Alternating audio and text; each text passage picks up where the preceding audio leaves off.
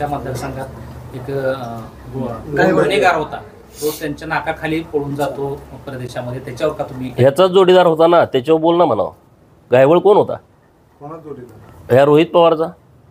चंद्रकांत पाटलांची पण चौकशी करा. नाही ते नंतर बघू. ह्याचा दोस्त आहे ना, ह्याच्याबरोबर किती आहेत गुंड, किती मोक्यामधले गुंड ह्याच्याबरोबर आहेत सगळे. तुम्ही सगळे शूटिंग काढा ह्या 2-3 वर्षामधले, त्यांच्या आजूबाजूनं किती मोक्यातले गुंड फिरतात, किती मर्डर केलेली लोक फिरतात, त्याच्यावरती त्यांनी स्पष्टीकरण द्यावं. चंद्रकांत दादा काय भूमिका घ्यायची ते घेतील, ते संवेदनशील आहेत आणि त्यांना काय असं कोणाला काय वाचवायची गरज नाही. एका सुतगिरणी कामगाराचा मुलगा महाराष्ट्राचा मंत्री झाला आहे, ते करतील व्यवस्थितपणे.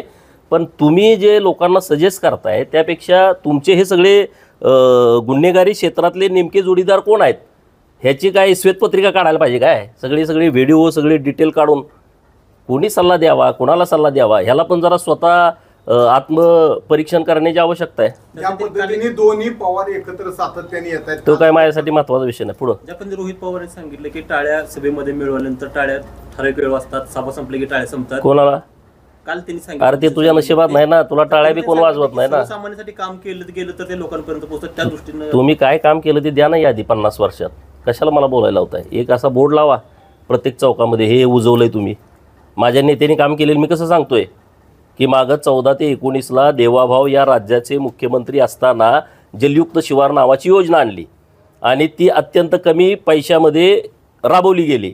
या राज्यामध्ये 28,000 गावामध्ये लाखो कामं केली. मग त्यामध्ये नाला खोलीकरण असेल, रुंदीकरण असेल, ओढा खोलीकरण असेल, रुंदीकरण असेल, नदी खोलीकरण असेल, नदींचं पुनर्जीवन असेल, नदीवरती बंधाऱ्यांची चेन करणं असेल. जिथं शेतकरी 1 पीक घ्यायचा तिथं 2 घेतोय, जिथं 2 घ्यायचा तिथं 3 घेतोय.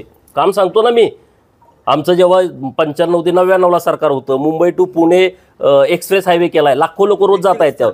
व्यक्तिगत सांगितलं नाही त्यांना सल्ला देणार. तुम्ही उजवले काय ते सांगा ना 50 वर्षात. व्यक्तिगत आम्ही बघतो, सल्ला द्यायला काय त्याला ठेवला नाही आम्ही सल्लागार म्हणून. आमचा आम्ही आहेत, आमचे मेंढके सल्ला देतात मला काय करायचं. तुम्ही शेतकऱ्यांसाठी मदत घेऊन आलात. खरं तर शेतकरी खूप मोठ्या आशेने या ठिकाणी पूरग्रस्त शेतकरी आहे.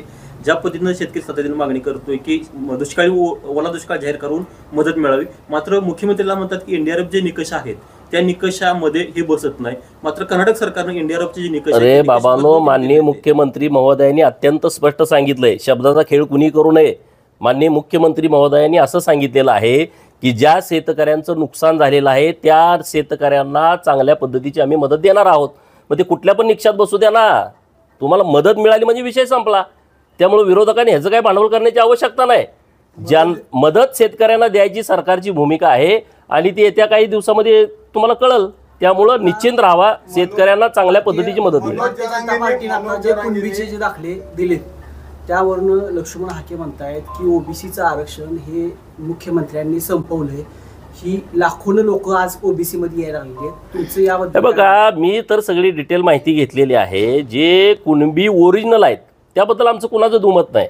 म्हणजे खाडाखोड करून मागं कुणबील्या पुढं कुणबील्या, मराठा तर उल्लेख आहेच जन्माच्या दाखल्यावरती, शाळेच्या दाखल्यावरती. परंतु मागं कू लिहायचं, पुढं कू लिहायचं, मागं कुणबी लिहायचं, पुढं कुणबी लिहायचं किंवा ओव्हर रायटिंग करायचं, अशा पद्धतीची जी बोगस सर्टिफिकेट काढलेली आहेत त्याच्यावरती आमचा आक्षेप आहे. आणि हे जे सर्टिफिकेट दिले त्या अधिकाऱ्यांना बडतर्फ केलं पाहिजे, त्या अधिकाऱ्यांच्यावरती कारवाई केली पाहिजे. आणि म्हणून माननीय मुख्यमंत्री महोदयांच्याकडं आमची ही मागणी आहे की ज्यांचे मूळ कुणबी नोंद आहे त्याच्याबद्दल कुठल्या ओबीसी नेत्याचं दुमत नाही, परंतु चुकीच्या पद्धतीनं बोगसगिरी करून जी लोक दाखले काढतायत त्याच्याबद्दल आमचा आक्षेप आहे. आणि सरकारनं पण ओबीसी ज्या मंत्र्यांची समिती गठीत झालेली आहे, मला वाटतं मागं बैठकीमध्ये त्यांनी निर्देश दिलेले आहेत की असे जे चुकीच्या पद्धतीनं मागे पुढे लिहून किंवा ओव्हर रायटिंग करून जे दाखले काढलेले आहेत किंवा ज्याला जात पडताळणीनं प्रमाणपत्र दिलं आहे त्यांच्यावरती कारवाई करण्याचे आदेश मंत्री महोदय समितीने दिलेले आहे. मनोज जरांगेंनी सांगितले मंडल आयोगाच्या विरोधात आम्ही ह्याच्यात जाणार आहे न्यायालयात. आणि हे कुणी कुणाच्या विरोधात जावं हा प्रत्येकाचा अधिकार आहे ना. आपण कायद्याच्या देशामध्ये राहतो, कायद्याच्या राज्यामध्ये राहतो. कुणाला वाटलं एखाद्या निर्णयाच्या विरोधात जावं तो त्यांचा अधिकार आहे, त्यांनी जावं खुशाल, त्याबद्दल कुणाचं दुमत असायचं कारण नाही. परंतु घटनात्मक एक आयोग स्थापन करून दिलेलं आरक्षण आहे, त्यामुळे कुणी एक कोर्टात जावं, कुणी आणि कुठं इंटरनॅशनल कोर्टात जावं त्याबद्दल कुणी कुणाला थांबवू शकत नाही. त्यामुळे आम्हाला काही त्या विषयीची अजिबात चिंता नाही. आता जोकासू STP या अत्याधुनिक जॅपनीज तंत्रज्ञानाने सुसज्ज, quick installation, energy efficient noiseless blowers, low maintenance या आणि अशा वैशिष्ट्यांनी परिपूर्ण जोकासू STP तंत्रज्ञान प्रकल्प उभारणीपासून ते विक्री पश्चात समाधानकारक सेवा देणारी, भारताबरोबरच परदेशात देखील प्रकल्पांची यशस्वी उभारणी करणारी company Deccan water treatment private limited.